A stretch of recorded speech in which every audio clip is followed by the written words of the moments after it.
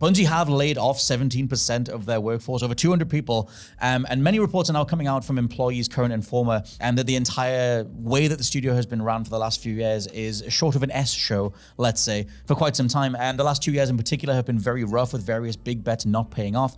CEO Pete Parsons is being called on to step down as the man responsible, and he's still in his role. The amount of people that have been let go, he's still at the top. But various anonymous Bungie workers have spoke to Bloomberg, highlighting a company that grew too fast, and the company themselves, especially Parsons, miscommunicated the reality of finances, with Parsons in particular not taking accountability or responsibility. At any one point across this period, Bungie was struggling to work on various things all at once: Destiny expansions, the spin-off, the next Destiny, which was called Payback internally, a first and third person split game that would apparently be whatever the next big franchise was. They were also being a review board for Sony's various live service titles internally, and there was mention of Destiny 3, although according to Bungie themselves, that apparently isn't viable anymore in terms of going forward. Forbes have done a report noting that Destiny 3 was and is still considered too big of a risk in the current market, with Bungie deciding to create multiple entries in the Destiny IP overall to make things more manageable. I'll get to more of this in a bit, but to quote the Forbes write-up, the PvE portion that we now have in Destiny 2 is what would continue. Payback would be an adventure genre expansion. There would be a mobile game made by NetEase, and they would spin out a separate 3v3 Crucible game. There are no plans to shut a Destiny right now, however, but long-term rebranding remains unclear. And it is Destiny 2's Frontiers content for the indefinite future. With Marathon as well, that was another thing I didn't mention before. They were also making extraction shooter Marathon, apparently being the big thing going into 2025. Now, there is more to this, but the overall running of the entire enterprise here seems like it's been falling for some time. I just don't get it. Like, I really don't understand this messaging that Destiny 3 isn't viable. Right. I cannot fathom that Bungie, one of the biggest, previously most successful companies, can't make a sequel to one of the biggest IPs in gaming. You know, Destiny 2 is partly in my head so successful because it had that hard split from Destiny 1. And I'm not saying you should make these games annually, but it feels like the time is right, especially with winding down paid expansions for Destiny 2, to make a proper sequel. And I don't understand how that isn't viable, but making all of these spin-offs and kind of, in my head, half-measure projects is more lucrative or more appealing. I don't understand that whatsoever. Maybe it is because they're fully focused on Marathon, and, you know, developing a game as big as that alongside a Destiny 3 would be unfeasible. I do understand that, but at some point, I thought Destiny 3 would have been a no-brainer to get a sequel out there, to kind of start fresh, to, like I was saying, get in that wider player base, introduce players to this IP who have been interested but haven't felt the need to jump in on Destiny 2 because it's been around a while. But I find that just shocking, Scott. And there is something that they mentioned in the Forbes write-up where one of these projects was cancelled because it wasn't live service. I hate the idea that only live services are viable. Yeah. It's just not true. That's the weird sentiment that seems to come from whenever we have conversations about Bungie, whether it's internally or from the fan side, where they also don't seem to know what people want from a Bungie game anymore. And where obviously there was the original Marathon back in the day, then there was the exquisite run of Halo titles, and then pivoting into Destiny, which was extremely messy across most of the 2010s. But them trying to right the ship only 3 years after Destiny 1 with Destiny 2 in 2017, and then 7 years of expansion, 7 years of kind of just hanging back. There was all the stuff about the dance emotes controversy. There's all the stuff around the light motes. There was all the stuff around the microtransactions and the way that it was portrayed to fans. There was a whole thing about progression grinding and charging fans too much to try and, you know, keep their levels up and everything. Like, it's just been 7 years of what is now appearing to be flailing and trying to chase trends that they themselves kind of set in motion and then were unable to capitalize on as the years rolled on. To throw in another couple of things, Bloomberg Station Schreier said that during one grim meeting in late 2023, Pete Parsons told staff that the company had missed its revenue target by 45% and was now losing money. Bungie then delayed the DLC, The Final Shape, and Marathon the game, subsequently laying off around 100 employees at the time. Again, that was months before the ongoing amount of layoffs, which is, I think, 220 people in total. CEO Pete Parsons officially stated that we were overly ambitious, our financial safety margins were subsequently exceeded, and we began running in the red. But also, gaming journalist Stephen Totillo spoke to an anonymous Bungie staff in his GameFile newsletter, with them saying that they think Sony overpaid for Bungie during the acquisition. Bungie sold things that they were not able to deliver, with the abundance of layoffs across the last few years seen as a reality check. Sony's new chairman, Hiroki Totoki, also said that Bungie need to take accountability and responsibility since the acquisition, when reviewing them back as an entity in February 2024. And right now, Bungie are apparently run by CEO Herman Hulst. That's Sony's overall CEO, Herman Hulst, according to Giant Bomb's Jeff Grubb, with Pete Parsons shutting his Twitter account down because he's just the dude being called out right now. But he was also reported as spending $2.5 million on classic cars, as where the money went in regards to the last few years of revenue for Destiny and Bungie overall. What the hell even happens with this company? I have no idea, man. I think the more you hear about Bungie and Sony's acquisition and what they've actually bought, the bigger a steal Insomniac seems to be. Buying Insomniac for $200 million. We're not even talking about billions of dollars here. And getting the output that you've had from Insomniac versus what you've paid for Bungie and what Sony have gotten from that deal, it is... I said it $3.6 billion. Said it last week, man. Is that more than what Star Wars in totality went for back in the day? Oh God, I think it might be. I know that was around $3 billion. Maybe inflation it was will have skewed that quite a lot. But yeah, definitely. But yeah, I said like last week when we did like the bigger on how this affects the industry, I do think this is going to go down in like one of the most disastrous acquisitions in recent memory. One that I think Sony might end up regretting unless things turn around, and that is bleak from a company as iconic as Bungie, who you would have hoped could have done great things with this partnership. But I just think the reality is, like, you can go back to the very start of Destiny 1's development and just see that at least since then, and probably before, I'm sure there are stories about the development of Halo. You mentioned Halo 2 last week, but at least from Destiny onwards, like every part of the organization of this company just seems to have been an absolute nightmare. And if you go and read Jason Schreier's Blood, Sweat, and Pixels, his account of the development of Destiny 1 is insane. Right. You know, like them throwing out the story just a couple of months before release and having to scramble it together. You could tell as well. Absolutely. Not even pinning down a vision for the game until they were months and months into development. Like they wanted it to be third person, then it's first person, then it's a fantasy game, then it's a sci-fi game. Just all of this back and forth and mismanagement. When I read that book, going on 10 years ago now, I assumed that would have been the end of it. And once they had the concept for Destiny, it was all going to be uphill. You know, they were going to take that botched launch and just make something good and constantly improve.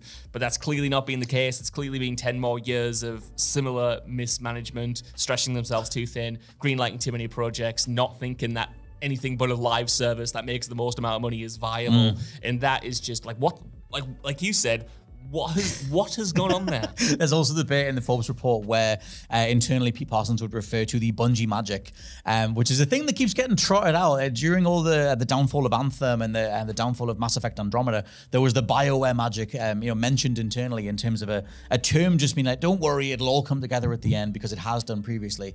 And I think that's a fascinating nexus point in terms of where the industry's at, in terms of analyzing the average production budget, the average amount of presentation for a game. Like, do we need a certain level of graphics or a certain type of monetary system or whatever it is? What is a AAA game, or what was a AAA game back in the day? What is a AAA game now? And that idea of it'll all come together in the end being more viable in previous generations, where now there are just too many moving parts. There are, the companies have gotten too big. They've hired in various different directions that then aren't managed enough, or whatever it is. Because we're now seeing this over and over and over again. Forbes themselves mention obviously the BioWare stuff, but also what happened with Arcane and Redfall. And internally, again, it was the Arcane magic because they'd had previous successes.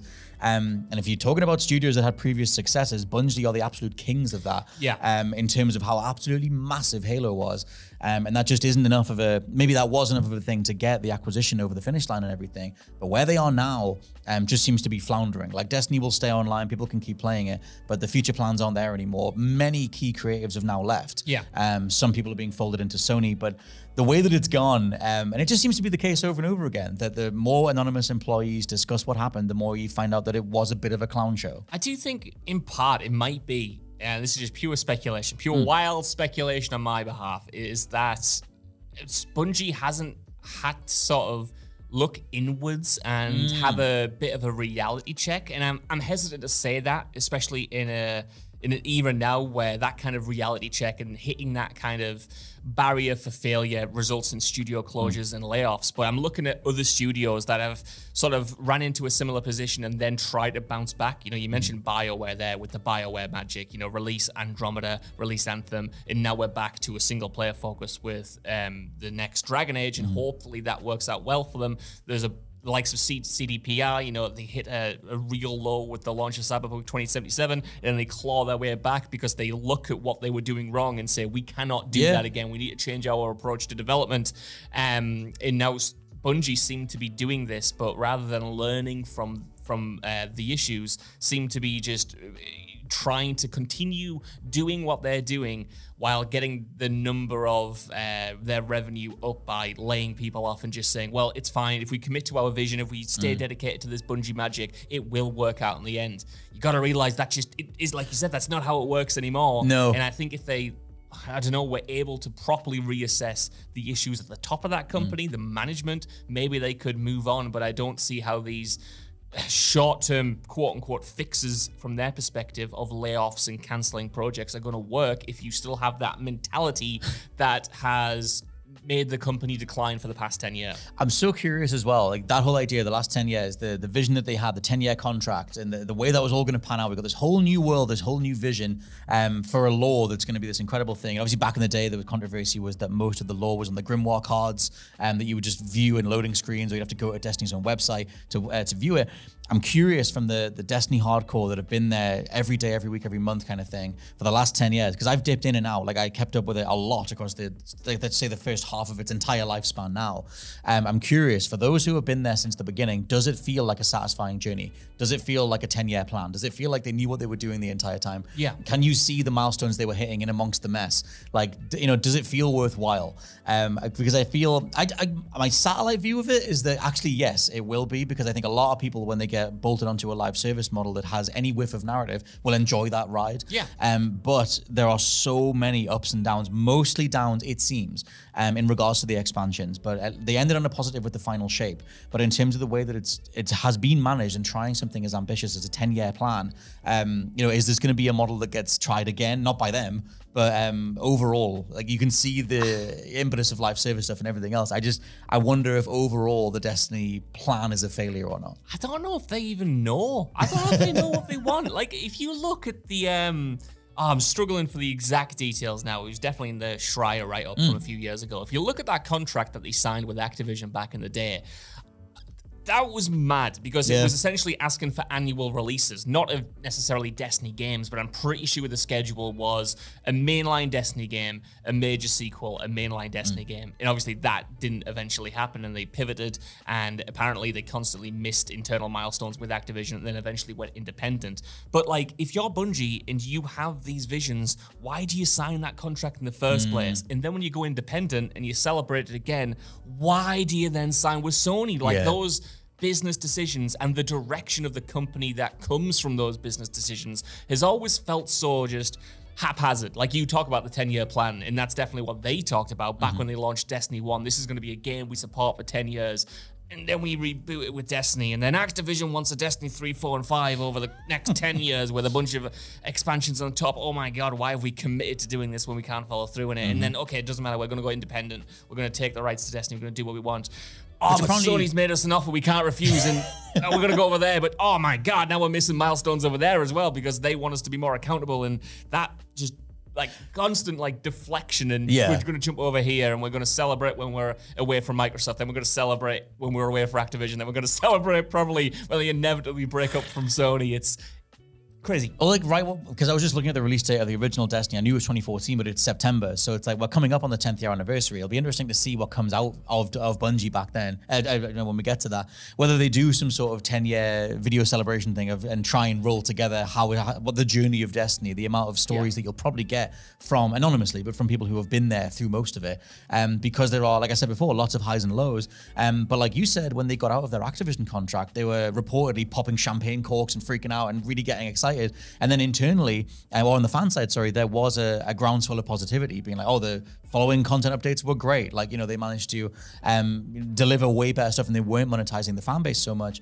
But then it just got more lackadaisical over time, and now they're under Sony. They seem to like the CEO approach just seems to be like, well, that's the money now, so that's whatever. why I mentioned about them being able, rightly or wrongly, to defer that responsibility in the past, because I was very much buying into the narrative of, oh, it's just the people Bungie are working with that are a problem. You know, Microsoft, especially back in the day, had its issues with the studios that it was working with and acquired. We all know what happened to Rare when that was acquired back in the day. And then obviously Activision is Activision, and you just assume that they're the bad guys. And I'm not saying they were the good guys in the situation, but obviously the baggage that company has, the way it runs its other studios and its own partnerships, it's easy to look at that situation and go, Bungie needs to get out of there because they're being mismanaged. But it's happened so many times, and it's happened on their own watch. It's happened with every company, big company under the sun, every big publisher under the sun, that, now I don't think you can defer that blame anymore, and you need to look forward. I guess my question to you, Scott Dale, is when you look at the future of the company and the games that they are cooking up, does that fill you with confidence? Because I see them saying that Destiny 3 isn't viable, but I don't see how Marathon is the answer to their problems financially. No. I don't see how a Destiny mobile game is the answer to their problems financially, and I don't see how retaining Destiny 2 players that are currently on that game is the answer to their long-term financials. I just don't see those projects being the savior they need. No, I don't think so either. I don't know, because for me, when I look at Bungie overall, I see an immaculate, some of the best first-person shooting ever in gaming history, whether that was in Halo or Destiny. And trying to, if you're Sony, trying to extract the core team members that allowed that to be across the last 20 years, because it is the ancillary stuff, it's the wider stuff, it's the business management stuff, and the risks taken that didn't pan out. I mean, even back in Halo 2, even when Bungie were the absolute darlings of the industry, Halo 2's development was an absolute fire.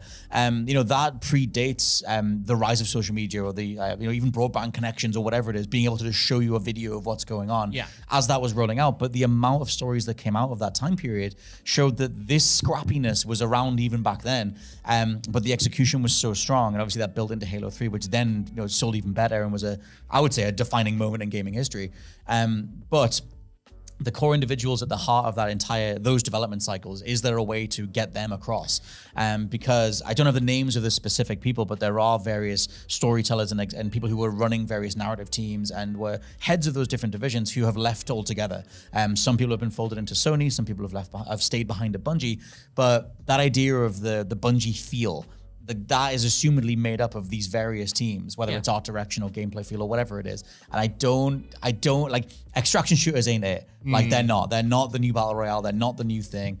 I don't think Marathon's going to be the next Destiny 1 or Halo or whatever. So I don't know. Bungie to me feel like they're in the same category as where BioWare were before they announced the new Dragon Age. Yes. Where it's just sort of like past successes and we hope they're okay. And I'm just glad they're still functioning for the people who want to work there. Absolutely. And I'll only echo what you've said many times before and referred to earlier on in this pod when you talked about that idea of Bungie relying on that Bungie magic like so many studios have, and kind of working under the assumption that there's still this scrappy team and that video game development still works like it did 15 years ago. Bethesda style? Yeah, Bethesda style, BioWare style, whatever it is. These companies that have grown and grown and grown and are still have the mentality of making games like it's the 2000s that, you know, oh, we'll eventually get it over the line. And it's just, I think, it's not the reality anymore, because you've got, at least until recently, 1,200 employees. You've got a bunch of games in production that take way longer to produce than they ever did before, with so many more moving parts, and game development is just different. And I think there's a lot of the old heads that are still in charge of these companies that are still making games like it's 2001. Yeah, I mean, I can see that definitely seems to be encapsulated in the whole just keep going, it'll be fine. And then in regards to the final shape, they do turn over an incredible piece of DLC, and then weeks later they're all laid off anyway. And it just the sheer reality of the way this is all panned out, and the fact that it is Bungie that it's happening to, is just ridiculous. And again, when you think of the entire trajectory of Halo into Destiny and then where we are now, but still, we'll see what the hell happens, because this is ongoing reporting. This is all stuff that's broke across the weekend, and I guess we'll see what the hell the future of Bungie is.